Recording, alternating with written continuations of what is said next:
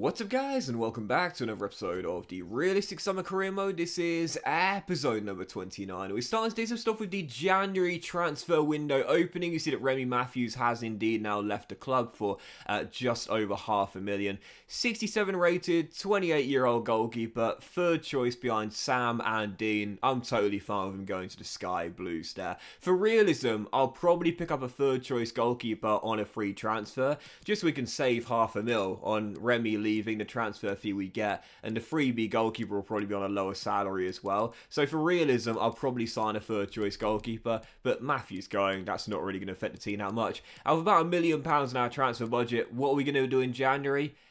Probably nothing, if I'm being totally honest here. You'll see our fixtures coming in January. We've got Peterborough United, now a League One side in the FA Cup third round. Brighton in a rival clash at home. The Saints away at St Mary's. And then we end with the out-of-form Manchester City as well. If we get through the Posh, that's our first game today. We'll also have an FA Cup last 32 tie as well. And we start off with this. Zaha coming back from injury. That's great to see. And also a bid for Tyrick Mitchell. Now, he's not really developed much since we came in with Crystal Palace. Though it's not too surprising. The reason being very simple. He's 23 years old now, so still a very young man. 78 rated, so he's grown 3 ratings, yes, but the reason his development has been slower than you'd expect is very, very simple. He's had quite a few injuries, Mitchell. He had 2 reasonably serious ones last year.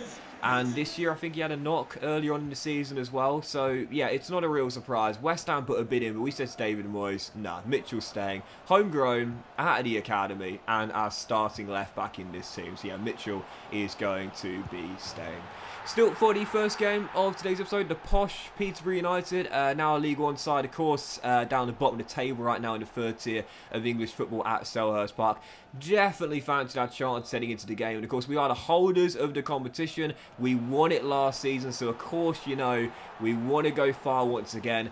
I don't know if we can retain it. I don't know if lightning is going to strike twice. It would be an incredible feat if we could, but it's pretty unlikely, I would say. But I want to go far once again and try and reach Wembley if we can, if not the quarterfinals. But taking on the Posh, strong lineup for the game. Couple of changes, but for the most part, a really strong team.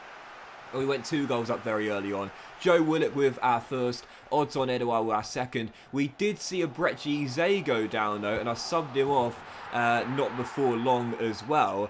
And Raksaki came on, the kid, and he scored directly after coming on. You love to see it. I will never make a first half sub unless there's a player that gets an injury. Because we were 2 goals up, I thought I might as well take Eze off. I feel pretty comfortable tuning up here on the Posh against the League One side. I thought, you know what, Eze, come off, get yourself a warm shower, mate, in a snowy, freezing turf here at Selhurst Park. He does. Raksaki comes on. The youngster takes advantage, makes it 3-0. So 3-0 Crystal Palace, and then right before the break, a chance to make it 4, which we would do so as well. Joe Willock with the goal puts us 4-0 up as our number 4 gets his second.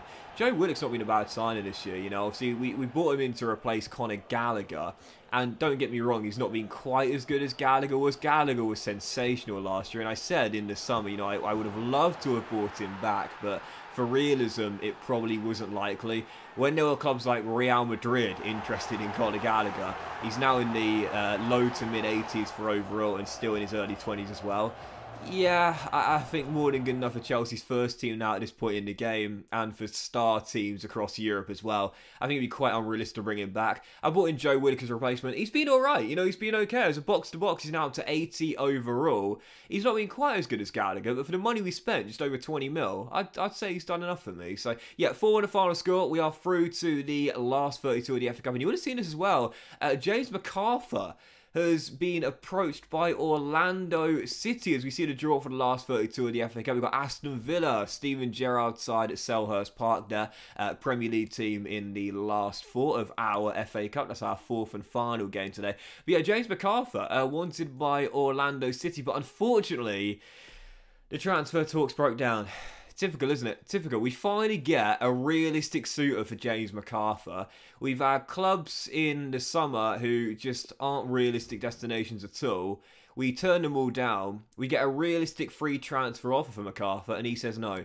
He doesn't want to go and play in Miami. He wants to stay... Florida. He wants to stay in England. And it's like, James, It's not going to happen, mate. It's not going to happen. I'm not giving you a new contract, bro. You're deteriorating like a crazy. You're 35 years old. Will you please just leave the club? Well, even if he was going to sign a pre-contract, he'd be here till the end of the season regardless. So, do you know what? I don't care anymore. I've given up now. I've given up with James. That was his chance to go to Orlando City on a free transfer, yes, but a realist destination. Whatever happens now, let it happen. I don't care anymore. James has had his chance to leave. He's turned that one down.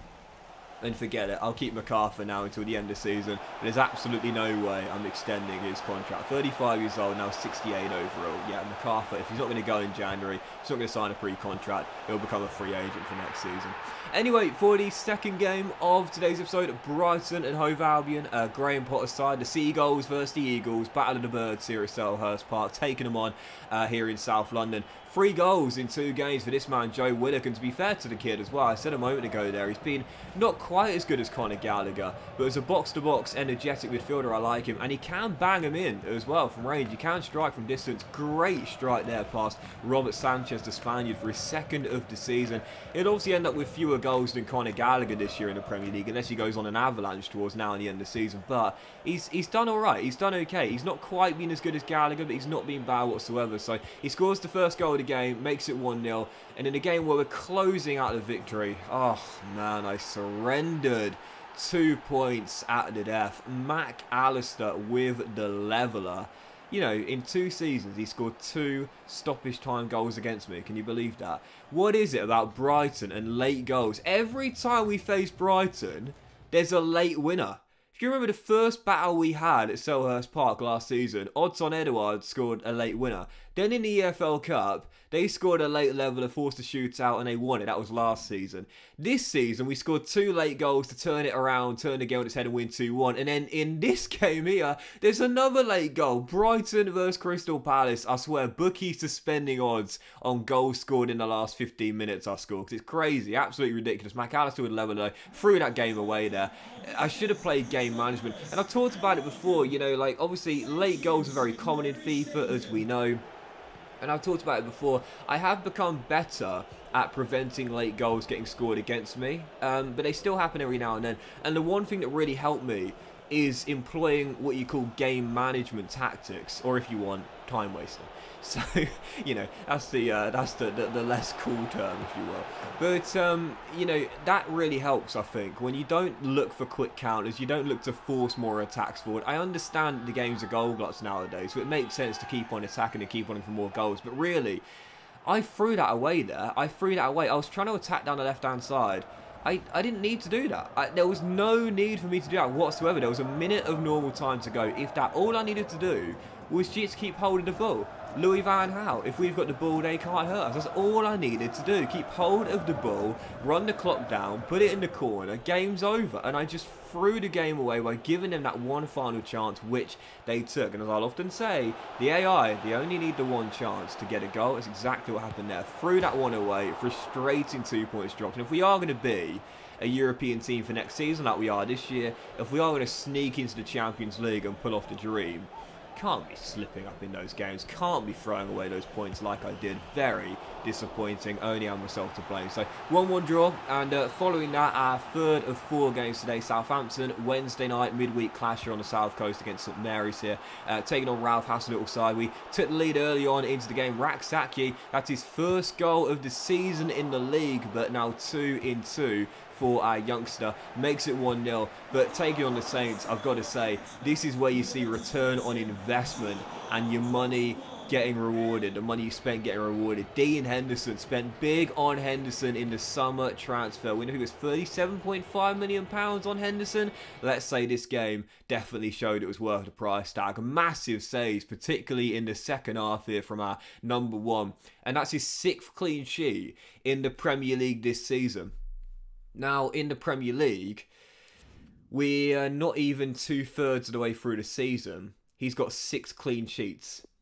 That's 2 more than Gaita got for the entirety of last season. It's safe to say Henderson has definitely been a big improvement on the veteran Spaniard this year. He's already got more clean sheets than Gaita, and he's still got about a third of the season still left to go, or about that anyway. So yeah, Henderson, big saves there, man of the match, 1-0 victory. And following that as well, we did see this, another bit for Mitchell, this time from Feyenoord, of course, turned down, but you would have seen it, Odsonne Edouard, our top scorer this year, wanted by Juventus. And what did I say about Odsonne Edouard oh so recently? I'm not going to sell him in January, but if we don't make the Champions League, I'll let him go in the summer.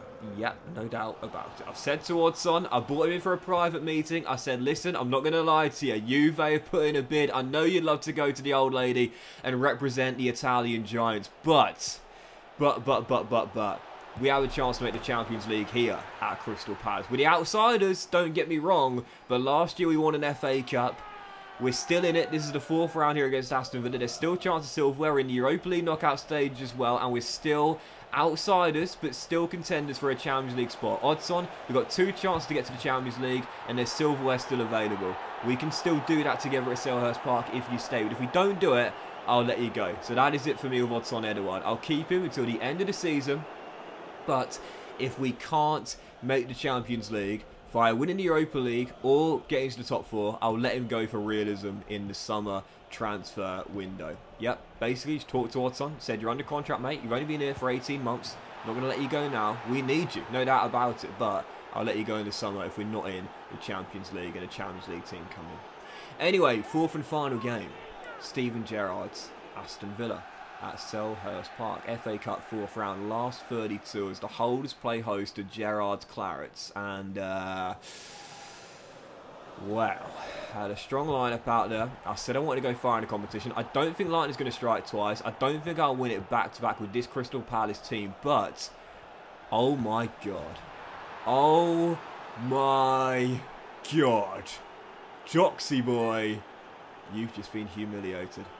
Yep, took him on in South London, and that reaction says it all. Moussa Dembele turned into prime Thierry Henry, and I could not stop the French forward. We were 4-0 down as Aston Villa ran rampant in South London. 4-0 down, 15 minutes to go, trailing by 4. Doucouré got a slight knock as well.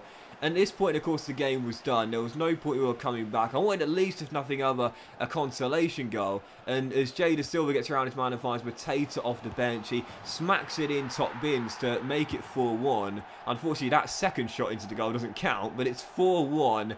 And that was how the game would finish. The Holders have been dumped out in humiliating fashion in their own backyard. It was a Cinderella story last year, going all the way to the final and beating Manchester City. This year, out in the last 32.